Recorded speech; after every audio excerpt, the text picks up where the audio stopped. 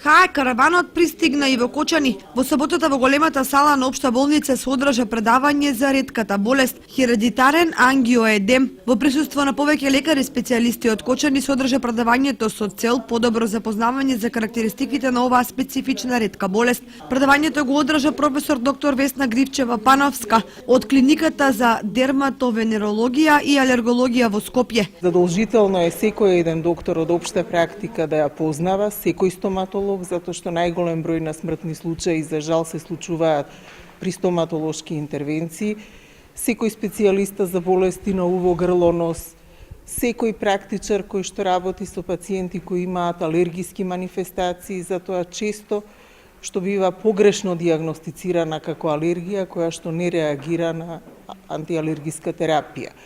Апелирам до колегите, доколку пациентот реферира дека има појава на отоци, кои што слабо реагираат на противалергиска терапија, се појавуваат спонтано, на најмал удар или воопшто со ништо не се предизвикани, или уште по-често што може да се случи, се јавуваат поврзани со примена на АЦИ инхибитори, лекарства за лекување на крвен притисок, да размисли и задолжително да ги прати пациентите на понатамошно исследување, што е едноставно, достапно е, се прави преку земање на минимално количество на венска крв од пациентот, а прави огромна разлика дали ќе му биде или нема да му биде спасен животот на пациентот. Целта на оваа иницијатива на Сдруженијето е поинтензивно запознавање на лекарите од примарната здравствена заштита преку нивна едукација за да може да ја запознаат оваа болест кај потенцијалните пациенти. Во Македонија се уште нема лек за оваа ретка болест. Моментално во Македонија има 17 пациенти со хередитарен ангиоедем, од кои 200 деца. Меѓутоа проценките се дека на 2 милиони жители во Република Македонија би требало да има околу 50 пациенти.